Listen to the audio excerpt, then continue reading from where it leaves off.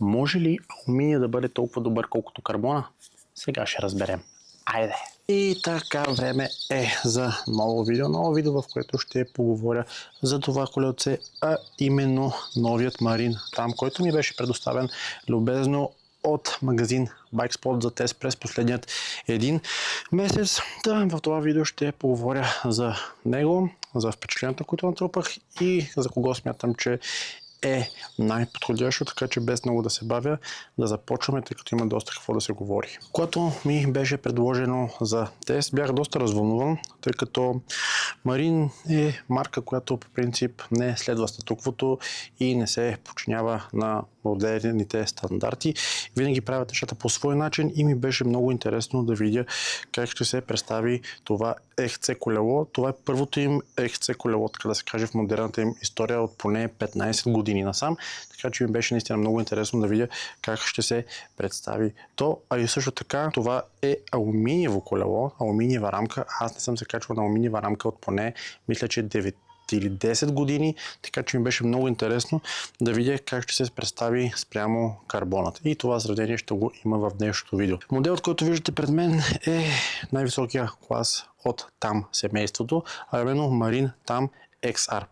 Той е с най-добрите и, така да се каже, най-скъпи компоненти. Ще да почна с това, както казах, че рамката е изцяло алуминиева. Окачването е от типа Isotrack FlexStay Single Pivot дизайн, като според Марин то подобрява поведението по време на спускане, а също прави и цялата система много корава по време на изкачване. Та, както казах, алуминиева рамка с ход отпред 130 мм, а отзад 120. Говорейки за ход, окачването е Fox изцяло, като отпред имаме Fox 34 SL Performance Elite, най-новата генерация в Performance Elite модел, а отзад имаме отново Performance Elite на Fox Float SL. Отпред вилката не е с Grip SL патрон, тъй като е 130 мм, а е с Grip X, което позволява да се направят и допълнителни настройки. Самото заключване става не от командата, а съответно тук от вилката и тук от шока. Каплите, които имаме, са WTB Light i30, като и двете са 29 инча и са с 30 мм широчина. Компонентите, периферията, като лапа, кормило и седалка са си на Марин. Спирачките са SRAM мотив Silver, 4 бутални и отпред и отзад. Колчето е на марката P&W модел LOM, като дължината му е 150 мм. Трансмисията е електронна. Имаме Deore DI2 последна генерация с курбел Race Face турбин 170 мм тълъг. Размерът, който карам аз, е L при височина около 180 см и мисля, че това беше перфектният размер за мен наистина. Що се отнася до гумите, те тук са променени. Първоначално фабрично колелото идва с Maxxis Recon Race, но от магазин BikeSpot любезно ми казаха, че мога да сложа каквито гуми искам и като те, бидейки представители на Continental, имах огромното желание да пробвам тяхната нова серия, а именно тук имаме Continental Dubnital, но за тях ще има отделно видео, тъй като има какво доста да се каже. След като поговорих за всички компоненти, ще започна и с това как се държеше колелото. Още на първото, даже и второ каране, си намерих една готина обиколка малко под тихия кът, където имаме стръмно изкачване и съответно достатъчно технично и рошево спускане, което преминава от скали в сингъл трак и това ми беше напълно достатъчно да оцеля да разбера как колелото се държи, както на стръмно изкачване, така и на интересни спускания. Що се отнася до изкачването, още карайки в града, усетих, че колелото има много добър ход. Вече качвайки се на изкачване от 10, 15, 20% по пътеките, ставайки на педал, макар че алуминиева рамка и алуминиеви капли, не успях да усетя чак толкова голяма разлика спрямо моето карбоново колело, което е с карбонова рамка и карбонови капли. Може би, ако се бях напълно на абсолютния максимум и спринтирах, вероятно щях да усетя малко по-голямо усукване тук, но в действителност, що се отнася до коравина, не усетих кой знае каква голяма разлика. Теглото, както виждате това колело в момента, с поза, педали, всичко, кошниците и тулчето дори, е 13,5 кг за размер L, а моето колело, което карам в момента, Specialized ми, той е 11 кг, така че разликата е 2,5 кг. Усети ли се това тегло повече, когато катерих тези 20% изкачвания? Истината е, че Не е чак толкова, колкото очаквах.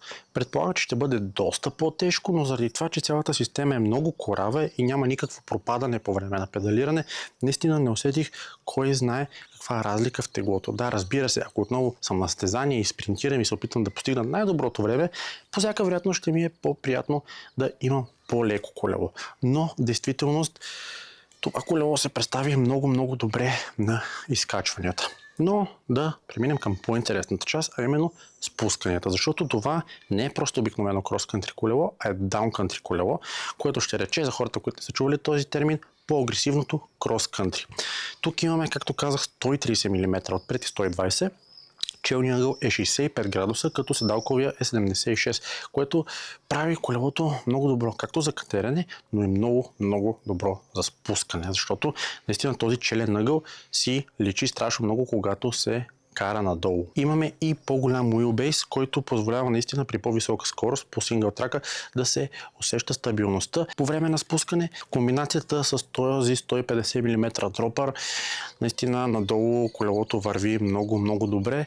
Аз съм въодушевен да говоря за дропър, защото моя, който карам фабрично е 80 мм и качвайки се на 150, осъзнах, че този 80 мм дропър никак не ми е достатъчен, така че в много скоро време ще трябва да го сменя със сигурност. По време на спускане колелото по никакъв начин не ми се е сторило по-тежко, можел съм да скачам където реша, така че наистина съм много доволен от начина, по който то се държи по време на всичките спускания. Така, за финал ще поговоря за кого е предназначено това колело. Това колело бих казал, че е универсален боец, т.е. то е предназначено за хора, които биха искали да се пускат на състезания от време на време, като Витоша 100 или някакъв друг тип от нашите български крос-кантри състезания, но пък искат и да имат сравнително добро колело, на което да се наслаждават, когато спускат по хубави пътеки.